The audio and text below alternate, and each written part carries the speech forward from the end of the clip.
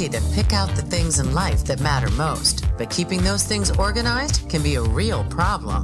That's where Tanya Tomlin, professional organizer and founder of Sort It Out, and Nicole Arnold, interior designer and founder of Nicole Arnold Interiors, come in. Between Tanya's passion for organizing and Nicole's eye for design, there's no telling how much a little structure and a lot of spackle can do. Welcome to Savvy, Wise, and Organized. And now, your hosts, Tanya Tomlin and Nicole Arnold. Hi, everybody. Thank you so much for joining us on this fabulous Tuesday. I cannot believe this is our 16th episode. I keep saying that like every week.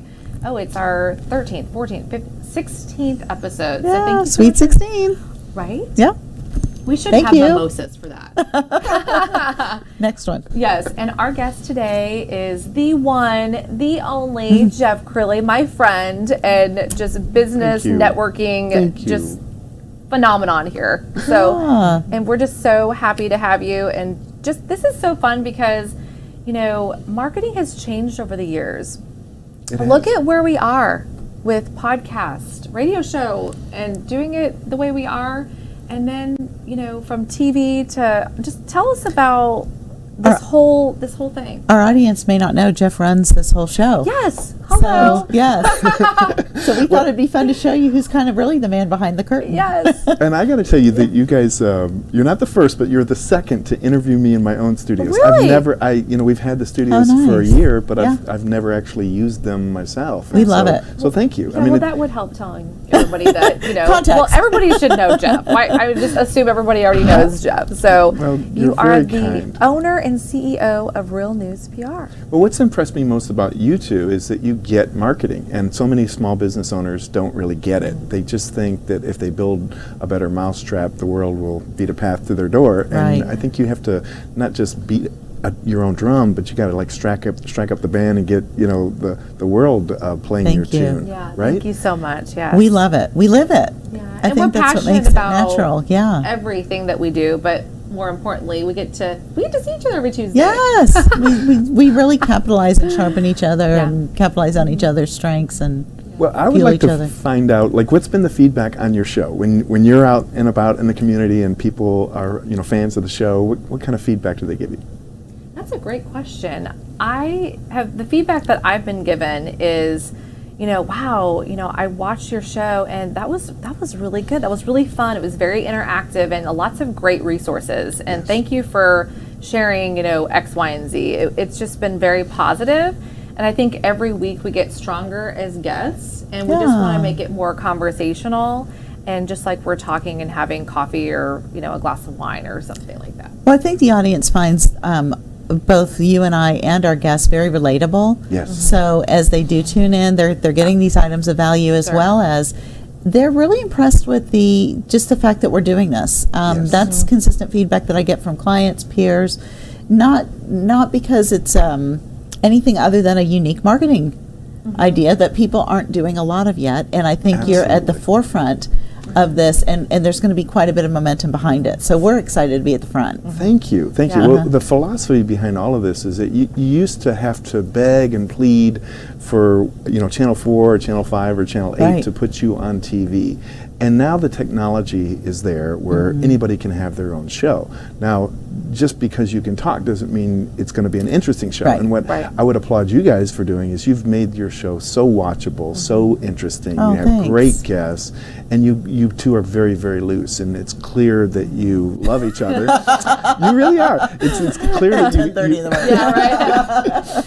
Yeah, right. As we're hustling here, and I appreciate that too because we are very busy business owners, and when you bring a different element of marketing to this space, you have to learn along the way. Yes. But as an expert in each of our fields, we want to be passionate about just loving everything that we do. Yes. And I think that we really do love doing the show. We do. And just bringing different guests at the same time, bringing the value to people who are watching. And that's just it. With what we do individually in our businesses, we like bringing value to people, and we really felt like this was one more level or one more aspect of doing that, where we can reach beyond just the organizing realm and the design realm and invite our customers, our peers, our friends, our family in to meet people that we interact with on a daily basis, industry peers. Do you find that people are now, when do I get to be on your show? Have you gotten that yet? Some have asked, yeah, but when we do ask them, they're like, oh, yes, that'd be great. You know, when's the next one? And so I think that we have quite the list going, and we want to continue that, but bring different value. Yes. Yeah, we're working really hard to make sure we're balanced in the approach and the audience or the guest list. And that's hard to do. I've been impressed with the celebrities you brought on the show. Amy Vanderoff comes to mind. I know. She was so much fun. She's so much fun. Yes. And I've been doing Good Morning Texas for 13 years. Yes. Just had my 13th. Yay! Yeah, it was so great. I've been actually, when I read your book 15 years ago from the my organizer group, I was the vice president. I remember. And there's only 5 organizers in Dallas, and you came in as a guest speaker. And I'm like, I'm going to read this book. And it was all about how to get free PR. And I really learned those techniques. And that's how I was able to get on Good Morning Texas. And then I became a regular, well-known expert in the organizing field. So I just thank you so much for that. Wow. Because, who would have thought, all these years later. Yes. And then, so Amy and I met on Good Morning Texas. And so I was a regular there. And then so she remembered,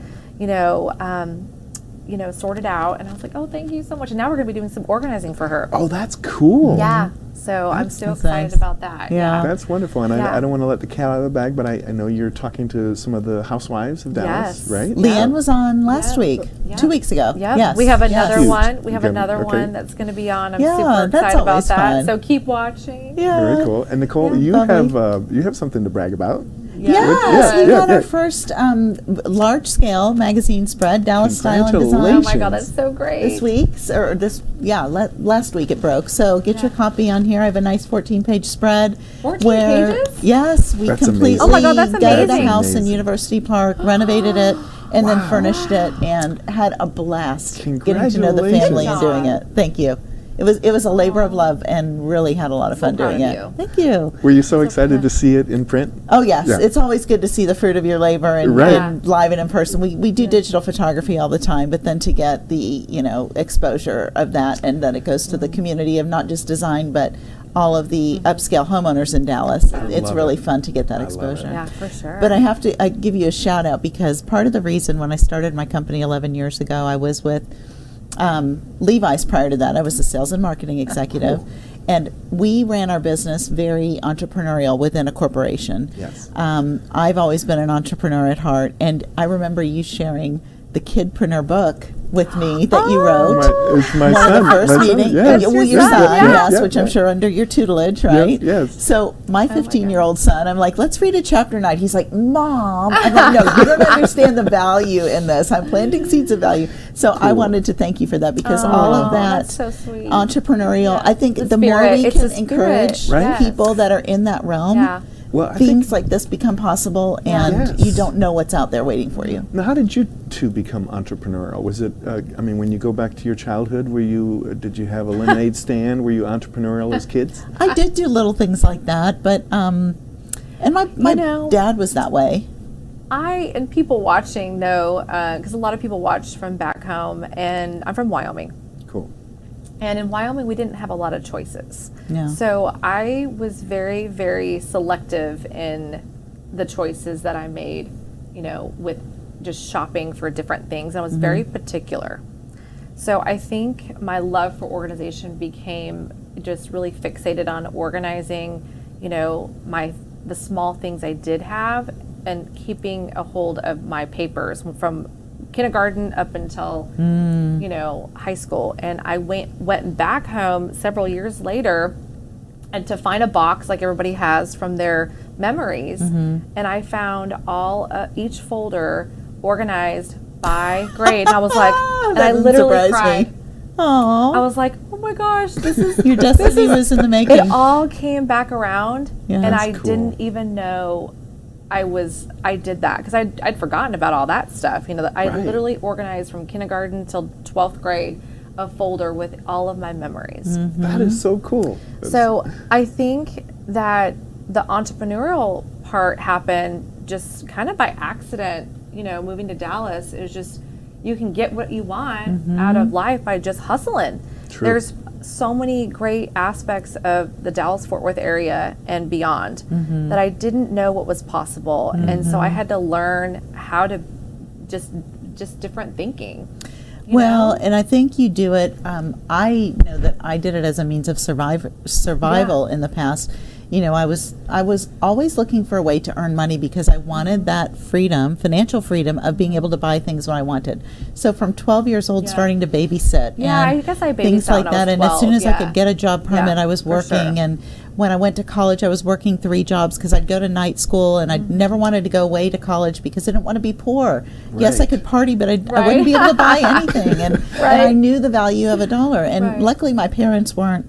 They trained us to work for the things and earn the things that we want versus hand out. Yes. And I'm grateful for that. That's not the case today. Yeah, I would say so. Yeah. And It's so so different. when I had landed my first corporate job, which was fabulous, I was with Levi's for 16 years, had a very high profile job with them, and was dependent on that paycheck, established a nice lifestyle, and then had this realization that this was not going to be the future, and I needed to make a change for something that I was going to love, and to step out. It was a big leap of faith to leave that paycheck because I had been so attached to that, but to remember, hey, I've done this before. I've hustled before, to use your term. Yeah, for sure. I've made it happen, and I can do it again. And lo and behold, I mean, thank you, God, for helping me along this way, because it's just been paved with, providence. I think for me too, just with the hustle and bustle, is just the passion and the satisfaction that I got from organizing individuals, and then I became even more passionate. So that's really where my entrepreneurial spirit just kicked in, because I wanted more of that. I wanted more of those stories. I wanted more just the aha moments of a beginning into an end of a perfect space. Yes. Well, one thing I remember taking this class a while back, and the term emotional compensation was thrown out there. Oh. Everything isn't about financial compensation when you work. Emotional that compensation. when I get the reward of helping somebody get to a new level that they weren't able to get to on their own, that to me is super important, and that emotional compensation is sometimes higher value to me than financial, so it makes me want to keep doing it. Yes. Well, what's your advice to people watching who they've got that itch and they're thinking, well, maybe I could be an entrepreneur? Oh my gosh. It's not for everybody, right? No. I'd say talk to somebody who has been in a similar path and have coffee with them. Ask them all the questions you can think of and start exploring. Do not be afraid to explore, and don't put limits on yourself prematurely. And then don't be afraid to ask them, what's the downside? What goes wrong? What is the cruddy part of your job? And what is the stuff that you have to deal with? Because we all do. Yes. We're very good at managing that, but we all have to deal with the cruddy stuff. The cruddy stuff is not fun. See if it's a fit. That's what I would say. That's really good advice. Yeah, and I would say, just do a huge brain dump of all the things that you're thinking of when you're starting a business. And, that's really where the creativity comes from, with your marketing, with maybe your processes, because I'm all about processes and trying to make sure that things are all cohesive with everybody. And so you can have a natural organic growth instead of like, oh, let's grow really fast and be big, big, big. Like, I really believe in it being more of the organic. The slow and steady turtle. Yeah. Yep. Hey, I had a business coach that told me that once. He said, the slow turtle wins the race, girl. Yep. And I always remember that. And avoiding taking on unnecessary debt or overhead, because that can kind of break you. And I remember the first year I was running the company, I didn't have an office.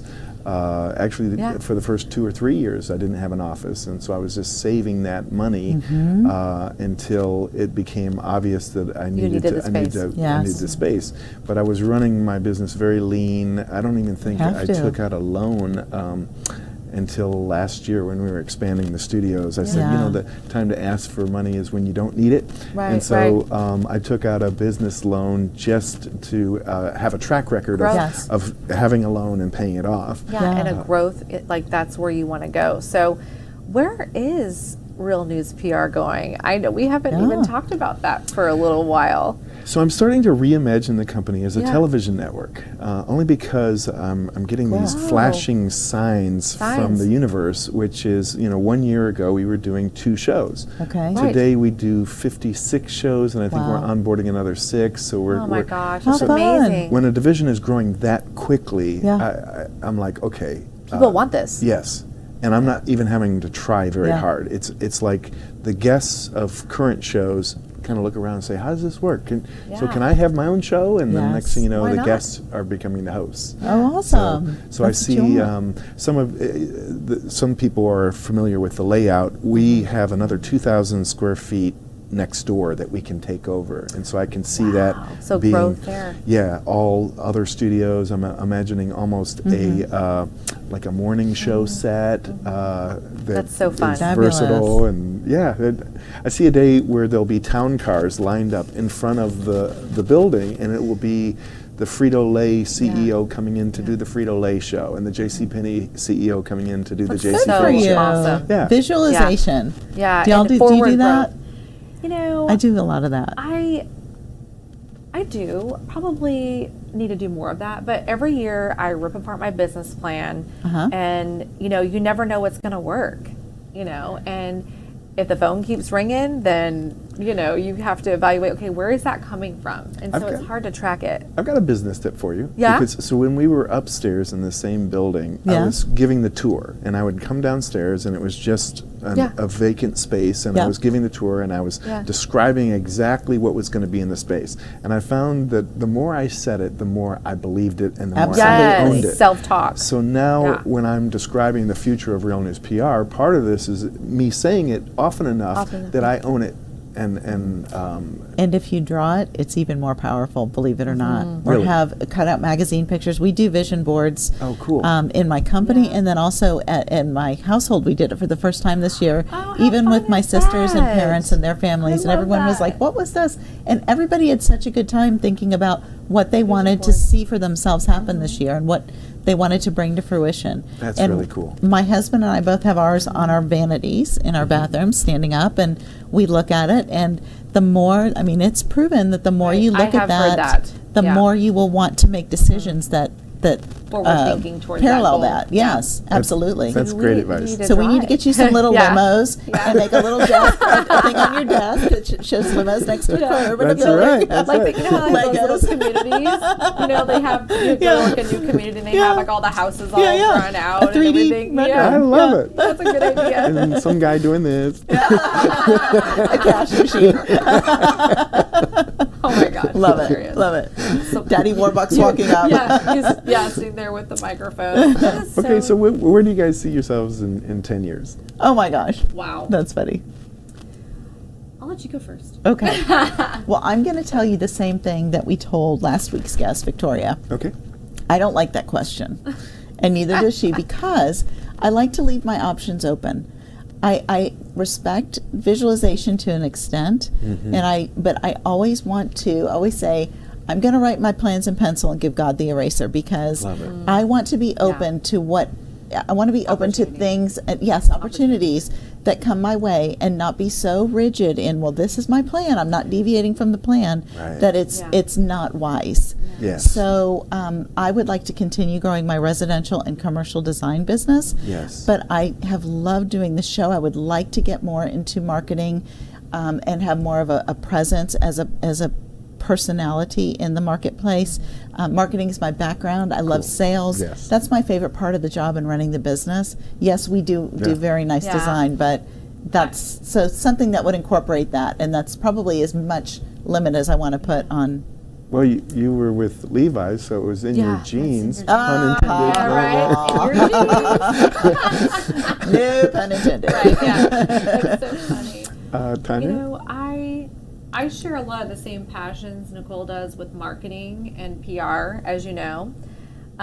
So I see Sorted Out being a bigger brand and having more of a residential and a business department instead of just an organizing company. We have different divisions of people that those are the experts. Yes. So in fact, we have a professional organizer right now that is at a conference for a business certification right now, and just learning and being innovative with companies' electronic organization to paper organization to process flow analysis and all these different things. So I see huge potential for growth, but stepping out of the business a little bit and being more intentful about Yes. where I'm putting my marketing dollars and continuing to do things like this. But being more intentful of, I love working with my clients, but I love the marketing and the PR behind the organizing business. Someone's got to do the strategy. Yeah, and I think I could be better used in those areas if I had more time. Everybody needs more time. Well, that's the big pitfall of our jobs, right? Any of us. Is that we've birthed this baby, we've Right. grown it from the ground up, we've now hired staff to help us run different parts of it. Yeah. Right. How do we step out of the way and stay at that 10,000 foot level Yes. Right. so that we keep that business growing and healthy and fueled with the things we Yes. need it to fuel and not get bogged down in it? And still So that's a have the delicate passion. balance. Yeah, still kind of scratch that itch that we have to get down in the trenches. You want to hear something funny? So I was in I'm part of this group EO, and so we had our entrepreneur forum upstairs, and Sarah, my daughter, is my vice president, 29, and then Josh, 36, is the head of operations. And so Sarah had her son was sick, and so she stayed home. And I remember I'm sitting there in the forum and I'm looking out over the team, and I thought to myself, now if Sarah called in sick and Josh called in sick, who would be the next in line to run the company? And then I picked an employee, and then later it hit me, I never considered running the company myself. So I've removed myself from the running of the company. I love being the owner and the evangelist for the company, but I hate the kind of day-to-day managing That's important team. to realize. And so removing myself from the day-to-day, I'm sharing that with you because I had to make a transition where I never see myself running this company ever again. That's a chore. It's self-sustaining. Yeah, and it's a chore that I don't want. That takes me out of my happy place. And that's so important to realize, whatever that is, whichever niche that you fit into, get there, stay there, and backfill whatever is open as far as positions with talent. And we've got the most amazing team that innovates, and I'm always... And you trust them. Yeah. You trust, and I think that's another huge quality in what I'm looking for and being so process-oriented. You know, it's hard for us to let go, but you have to trust the process in the meantime and trust your people to run it. Yes, absolutely. And I think that's a pitfall of a lot of business owners is they like you said, birth the baby, but an innovator isn't necessarily a great manager, isn't necessarily a great technician, and so find the pieces of the business that you love and give you energy, and then have somebody else do the pieces that you're not good at. Yes. Great. Yes, absolutely. I just can't even believe this, but we're out of time my already. goodness. It goes by. We haven't scratched so the fast. surface. I know. I know, it's so we easy to- definitely need to have mimosas and marketing. Yes, I mean, yes. we just love Mimosas and marketing. Hey, that's a good one. that's another show. There it is. Okay, well, if someone steals that, just say Mimosas you're and welcome. marketing. We'll work out the logo. Yeah, There right? we go. There we Right. go. Clink. Thank you so much for Thank you. everything You guys that you're were doing awesome. here and Yeah, thank providing you. us this opportunity in this great space. Thank you. And your being- expertise, because you really did help us launch the show and Thank you. and kind of gave us some great guidance. Well, I think you how to have the get it. best name for a show ever. Yeah. I mean, Aw. it's perfect. And That was Tanya. Yeah, came up with that. I mean, it's, just happened like 3 o'clock in the morning. You're like, oh, wow, this is a great It name. rhymes. Yeah. It just flows, Yeah. doesn't it? Yeah, it does. You guys are And wonderful. Thank you for being my friend. And Oh, just, you're so sweet. Thank I you. mean, we talk all the time, and Yes. just that quick 5 minutes. Sometimes I really appreciate all of your time and attention to us here at the show as well. So, Thank you. Yeah. and thank you everybody for joining us. We just say, just have a great week, and again, join us next Tuesday for Savvy, Wise, and Organize, and we'll see you later. And if you're considering starting your own business, make that call to someone you know Yes. to go have coffee and ask questions. Yes, or call us. Savvy, Wise, and Organized. To find out more about Tanya or how she can help you organize your space, visit her website at www.sortedout.com. To find out more about Nicole or how she can help you with your interior designs, visit her website at www.nainteriors.com. And if you want to hear more from Savvy, Wise, and Organized, subscribe, rate, and review on your favorite podcast platform. From all of us at Savvy, Wise, and Organized, thanks for listening.